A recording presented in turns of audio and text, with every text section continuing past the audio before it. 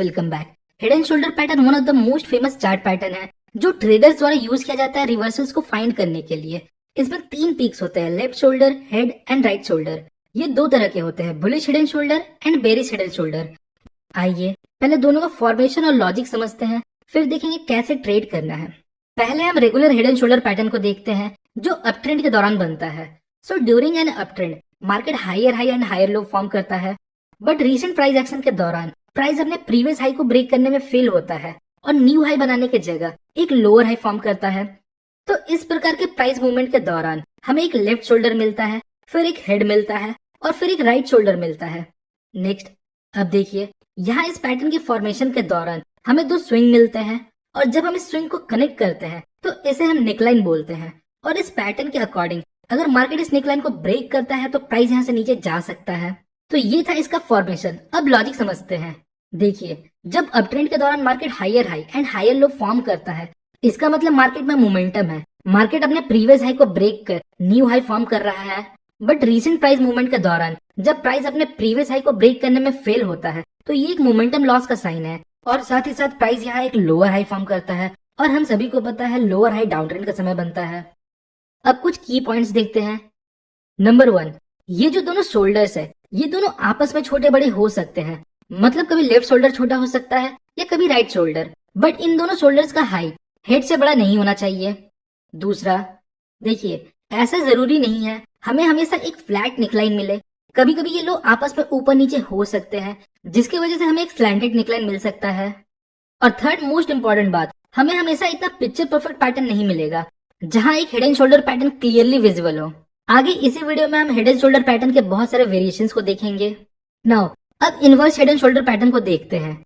Down trend के समय market lower low and lower high form कर रहा होता है, बट लेटेस्ट प्राइस एक्शन के दौरान मार्केट अपने प्रीवियस लो को ब्रेक करने में फेल होता है, जो कि एक मोमेंटम लॉस का साइन है।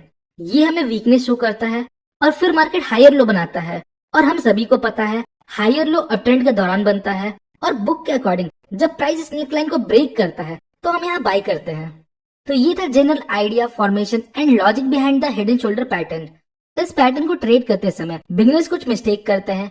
आइए देखते हैं क्या है वो mistakes. Number 1, they think that a trend will reverse just because they spot a head and shoulder pattern. लोगों को लगता है अगर एक ट्रेंडिंग मार्केट के दौरान उन्हें सिर्फ एक पैटर्न मिलता है तो मार्केट वहां से रिवर्स हो जाएगा। Let me explain. Let's suppose we have a trend. Market एक स्ट्रॉन्ग ट्रेंड में है, higher high and higher lows के फॉर्मेशन में। देन हमें एक हेड एंड शोल्डर पैटर्न मिलता है। सो जस्ट बिकॉज हमें एक पैटर्न मिलता है तो क्या ये इनफ रहेगा इस ट्रेंड को रिवर्स करने के लिए? आपको क्या लगता है सिर्फ इस पैटर्न के मिलने से मार्केट यहाँ से रिवर्स हो जाएगा? तो आंसर है नहीं। हमें इस पैटर्न को ट्रेड करते समय दो चीजों को कंसिडर करना है। Number 1, the trend and the duration of the trend. Suppose अगर एक ट्रेंड काफी लंबे समय से चल रहा है, लाइक 4 to 5 मंथ, और आपका पैटर्न फॉर्म होता है 2 to 3 वीक में, तो क्या ये पैटर्न इतने लंबे ट्रेंड को चेंज कर सकता है? नहीं, क्योंकि अगर ट्रेंड स्ट्रॉन्ग है तो चांसेस ज्यादा है ये पैटर्न फेल हो जाएगा। फॉर एग्जाम्पल, यहाँ देखिए ये एक 4 आवर का चार्ट है। मार्केट अभी एक स्ट्रॉन्ग ट्रेंड में है और फिर यहाँ एक head and shoulder pattern form होता है। अब इस ट्रेंड में नंबर ऑफ कैंडल्स को देखिए और फिर इस पैटर्न में क्या लगता है इतना strong trend because of this pattern change हो जाएगा? तो यहाँ चांसेस ज्यादा है ये सेटअप फेल हो जाए। आइए देखते हैं कैसे इसे ट्रेड नहीं करना है और फिर 3 बेस्ट वे देखेंगे जिससे हम हेड एंड शोल्डर पैटर्न को ट्रेड कर सकें। ट्रेडर क्या करते हैं, जब उन्हें हेड एंड शोल्डर पैटर्न मिलता है तो वो इसके नेकलाइन ब्रेक पे शॉर्ट करते हैं और वो अपना स्टॉप लॉस कहाँ प्लेस करते हैं? इस हेड के ऊपर। तो उनकी एंट्री यहाँ कहीं इस लेवल पर होती है और इस लेवल पर उनका स्टॉप लॉस होता है। इस सेटअप में गलती ये है कि यहाँ स्टॉप लॉस बहुत बड़ा हो जाता है। अगर आप डेली या वीकली टाइम फ्रेम पे काम करते हो तो ये काफी लंबे समय का ट्रेड हो सकता है। सो कैसे ट्रेड करें? Number 1, head and shoulder pattern with buildup. तो हेड एंड शोल्डर पैटर्न कुछ ऐसा दिखता है। अगर प्राइस डायरेक्ट इस नेकलाइन को ब्रेक करता है तो हमें ट्रेड नहीं लेना। हमें ब्रेकडाउन के पहले नेकलाइन के पास एक टाइट कंसोलिडेशन रेंज चाहिए। इससे होगा क्या? इससे हमारा रिस्क और रिवॉर्ड अच्छा हो जाएगा। सो अगर प्राइस यहाँ बिल्डअप फॉर्म करने के बाद ब्रेक करता है तो हम यहाँ एंट्री लेंगे और ऐसा इस टाइट रेंज के ऊपर रख सकते हैं। इसके और भी कुछ वेरिएशन है जिसमें लेफ्ट शोल्डर एक टाइट रेंज हो सकता है। देखिए, मार्केट लो वॉलेटिलिटी से हाई वॉलेटिलिटी को मूव करता है, जो हमने बॉलिंजर बैंड इंडिकेटर में सीखा। तो इस पैटर्न में जब बिल्डअप फॉर्म होता है तो मार्केट में वॉलेटिलिटी लो होती है और अगर प्राइस यहाँ ब्रेकआउट देता है तो मोस्ट लाइकली वॉलेटिलिटी यहाँ से एक्सपैंड हो सकता है। So from risk to reward perspective ये हमारे लिए एक फेवरेबल ट्रेड सेटअप हो सकता है।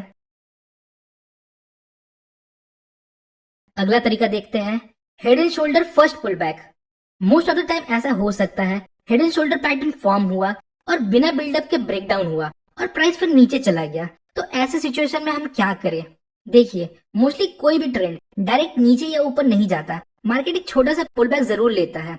तो इस पैटर्न के ब्रेक के बाद आपको एक स्मॉल रिट्रेसमेंट का वेट करना है, जहां small body candle higher retrace कर रहे हो, लाइक कोई flag pattern.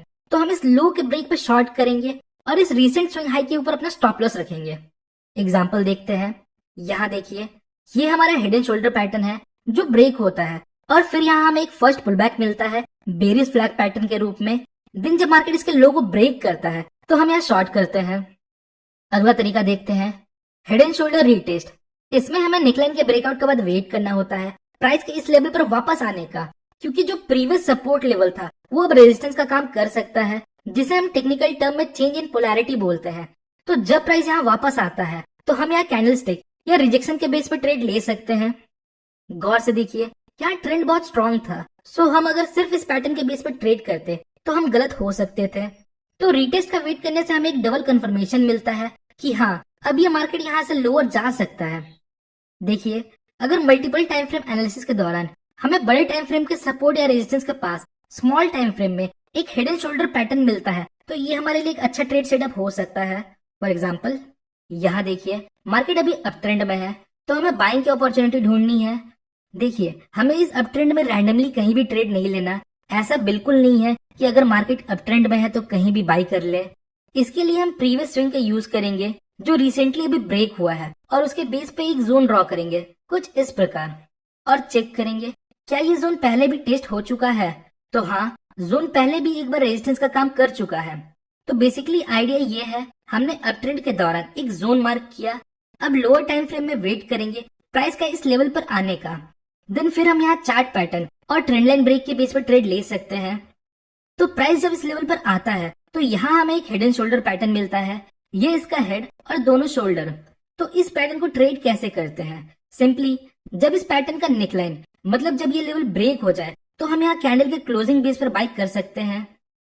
So hopefully guys, आपको इस वीडियो से थोड़ी इन्फॉर्मेशन मिली होगी। अगर आपको वीडियो इन्फॉर्मेटिव लगी तो वीडियो को लाइक और चैनल को सब्सक्राइब जरूर करें। मिलते हैं नेक्स्ट वीडियो में, तब तक के लिए best of luck for stock journey.